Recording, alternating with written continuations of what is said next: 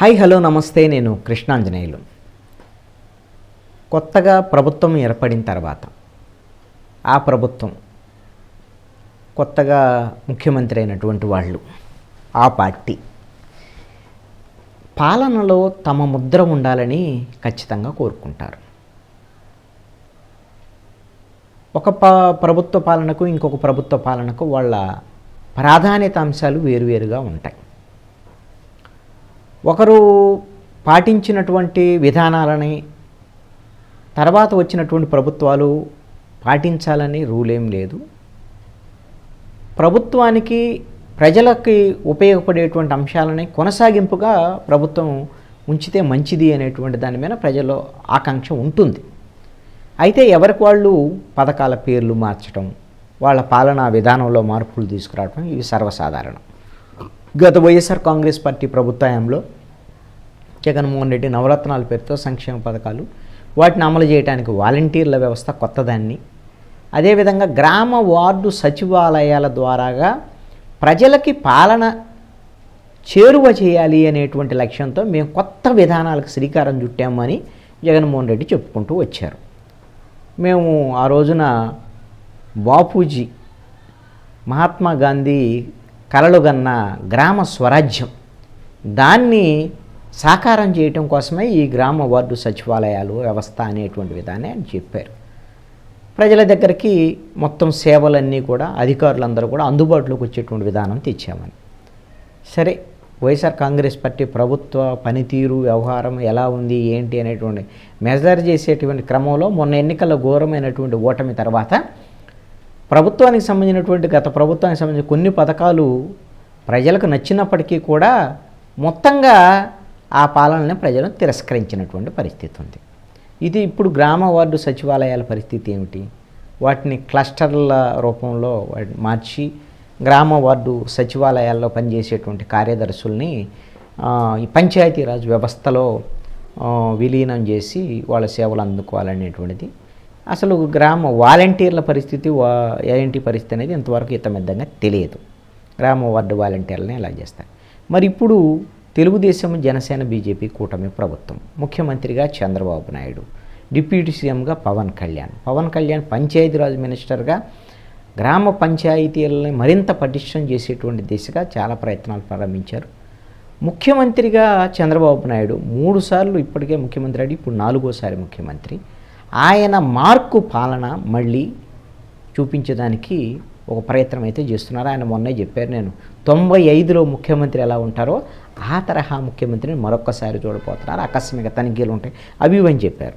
అయితే అప్పుడు ఆయన అమలు చేసినటువంటి ప్రజల వద్దకు పాలన కార్యక్రమానికి చంద్రబాబు నాయుడు శ్రీకారం చుట్టబోతున్నారు. మొట్టమొదటిగా ఈ ఆగస్టు 15వ తేదీ నుంచి మొత్తం మంత్రులందరూ కూడా ఈ రెవెన్యూ సదస్సులు ప్రారంభించబోతున్నారు. ప్రజల వద్దకు పాలన అన్నమాట.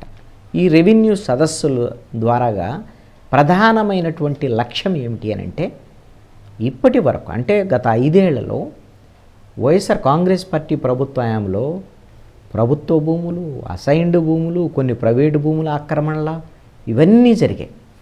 ఈ నేపథ్యంలో ఆగస్టు 15వ తేదీ నుంచి గ్రామ రెవెన్యూ సదస్సులు ప్రారంభించి 45 రోజుల పాటు అన్ని ఊళ్ళలో ఈ విధమైనటువంటి మొత్తం ఫిర్యాదులు స్వీకరించబోతున్నారు. ఈ ఫిర్యాదుల్లో ఈ మొత్తం గ్రామ రెవెన్యూ సదస్సులో ఎంఆర్ఓ, ఎండిఓ, ఫారెస్ట్ అధికారులు, రిజిస్ట్రార్లు, అదేవిధంగా సర్వేయర్లు, వక్ఫ్ భూములకు సంబంధించినటువంటి అధికారులు, వీళ్ళందరూ కూడా ఎవరైతే భూములకు రిలేటెడ్గా ఉండేటువంటి సంబంధించినటువంటి అధికార యంత్రాంగం మొత్తం కూడా ఈ రెవెన్యూ సదస్సుల్లో పాల్గొంటున్నారు. ప్రజల దగ్గరకే పాలన వెళ్ళబోతుంది. 45 రోజుల పాటు ఈ విధమైనటువంటి ఫిర్యాదులను స్వీకరించబోతున్నారు. ఈ ఫిర్యాదులు స్వీకరించే ముందుగా ఎక్కడికైతే ఏ ఊరికైతే వెళ్తారో ఆ ఊరికి వెళ్ళేటువంటి క్రమంలో ముందుగానే మొత్తం రెవెన్యూ 2019కు ఉన్నటువంటి 19కి ముందు ఉన్నటువంటి భూ రికార్డులు ఎలా ఉన్నాయి, ఇప్పుడు ఎలా ఉన్నాయి అనేటువంటి అంశాలని వీళ్ళు పరిశీలిస్తారు. అదేవిధంగా ప్రజలకు కూడా అడంగలు, పహాని, ఆర్ఓఆర్, 1B రిజిస్టరు, 22A జాబితాలకు సంబంధించినటువంటి అందుబాటులో వీళ్ళన్నింటినీ ఉంచుతారు.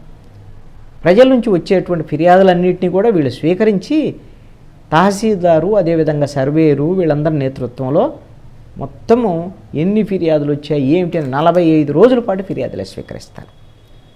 ఈ ఫిర్యాదుల ప్రకారంగా నిజంగా ఆక్రమణలు జరిగాయా, ప్రభుత్వ భూములు ఆక్రమణలు జరిగాయా, ప్రైవేటు భూముల్లోకి ఎవరైనా చొరబడ్డారా, ఒకళ్ళ భూములు ఇంకొకళ్ళు లాక్కున్నారా, అసైన్డ్ భూములు ప్రభుత్వ భూములు ఏమైనా రికార్డులు మార్చారా, ఇవన్నీ అంశాలను పరిశీలిస్తారు. ఇప్పటికే కలెక్టర్లకి ఆదేశాలు చేశారు. ఫ్రీ హోల్డ్ మొత్తం కూడా బంద్ చేయాలి అనేటువంటిది. అంటే 2019 నుంచి ప్రభుత్వ లేకపోతే చుక్కల భూములు అసైన్డ్ భూములు అది ఎవరు మొత్తం ఈ మారాయి, పేర్లు మారాయి ఏమిటి, ఇవన్నిటిని మొత్తము వీటికి సంబంధించినటువంటి రిజిస్ట్రేషన్ మొత్తం 3 నెలలు ఆపేశారు ఆల్రెడీ. ఆపేసిన తర్వాత ఎన్ని పరిశీలించిన తర్వాత మొత్తం అసలు ఈ ప్రభుత్వ భూములు ఎవరు తీసుకున్నారు, ఎవరు ఎక్కించుకున్నారు, అసలు నిజంగా వాళ్ళు అర్హుదారులా కాదా ఏమిటి మొత్తం అన్నీ కూడా పరిశీలించేటువంటి ప్రక్రియ ప్రారంభం కాబట్టి ఇవన్నీ ప్రక్రియ అయిపోయిన తర్వాత 45 రోజుల అప్లికేషన్లు ఫిర్యాదులన్నీ స్వీకరిస్తారు కదా. ఈ 45 రోజులు ఫిర్యాదులు స్వీకరించిన వెంటనే వాళ్ళని ప్రధానంగా ఈ ఫిర్యాదులకు సంబంధించినటువంటి 5 కేటగిరీల్లో ఈ ఫిర్యాదుల్ని విభజించబోతున్నారు. 1 మ్యూటేషను, 2 కౌలు రైతు కార్డులకు సంబంధించినటువంటిది, తర్వాత 3 భూ వివాదాలు, 4 భూ ఆక్రమణలకు సంబంధించినటువంటి అంశము, 5వది నిషేధిత జాబితాలో 22Aలో ఉన్నటువంటి గోల్మాల్ అయినటువంటి రిజిస్టర్లు వాటి అంశాలు. వీటిని నమోదు చేసి ఇవన్నిటిని కూడా ఫిర్యాదులు స్వీకరించి రానున్నటువంటి మళ్ళీ 45 రోజులు నెలన్నరలో వీటన్నిటిని వాళ్ళందరికీ రసీదులు ఇవ్వాలి. ఫిర్యాదులు తీసుకున్న తర్వాత రసీదులు ఇచ్చి మీ ఫిర్యాదుని మేము తీసుకున్నాం, ఇది మీ 40 మిగతా ఆ ఫిర్యాదు తీసుకున్న తర్వాత ఈ 45 రోజులంతా ఫిర్యాదులు తీసుకోవడం సరిపోతుంది కదా. అవతల 45 రోజుల్లో నెలన్నర రోజులో వీళ్ళు ఇచ్చినటువంటి ఫిర్యాదులన్నిటికి కూడా పరిష్కారం చూపించాలి. ఇది పక్కా ప్రణాళిక. ఇది అంతా అయిపోయిన తర్వాత మొత్తం పాస్ పుస్తకాలకు సంబంధించినటువంటి అన్నింటిలో కూడా కొత్త పాస్ పుస్తకాలు ఇవ్వాలి అనేటువంటి దాని మీద, ఎందుకంటే ఇప్పటికే జగన్మోహన్ రెడ్డి పాస్ పుస్తకాల మీద జగన్మోహన్ రెడ్డి బొమ్మలు వేసుకున్నాడు కాబట్టి ఈ జగన్మోహన్ రెడ్డి బొమ్మలు ఉన్నటువంటి పాస్ పుస్తకాలు మొత్తం కూడా ఇవన్నీ తిరిగి రెవెన్యూ అధికారులు ఇవన్నీ స్వీకరించేసి వాటిని మొత్తాన్ని ధ్వంసం చేసి కొత్త వాళ్ళకు ఉండేటువంటి పూర్తి హక్కుదారులకి ఎవరైతే ఉన్నారో వాళ్ళందరికీ కూడా కొత్త పాస్ పుస్తకాలు ఇవ్వబోతున్నారు. ఈ విధంగా పాస్ పుస్తకాలు అందించడం, అదేవిధంగా ఈ సమస్యల పరిష్కారం, ప్రజల దగ్గరకే పాలన కోసం రెవెన్యూ సదస్సుల్ని మొట్టమొదటిసారి ఆంధ్రప్రదేశ్ ప్రభుత్వము ఇప్పుడు ఈ దశలో మళ్ళీ ప్రారంభించింది. 1995 తర్వాత ముఖ్యమంత్రి అయిన తర్వాత చంద్రబాబు నాయుడు ప్రజల వద్దకు పాలన, రెవెన్యూ సదస్సులు, జనభూమి కార్యక్రమాలు ఇవన్నీ కూడా నిర్వహించారు. ఇప్పుడు మళ్ళీ అదే తరహా ప్రజల దగ్గరికే పాలన అందించేటువంటి ప్రక్రియను చంద్రబాబు నాయుడు ప్రారంభించారు. ఈ రెవెన్యూ సదస్సులో వైసీపీ భూ అక్రమాలతో పాటు ప్రజలకు ఉన్నటువంటి భూ సమస్యలకు సంబంధించిన అన్నిటికీ పరిష్కారం లభిస్తుందని ఆశిద్దాం.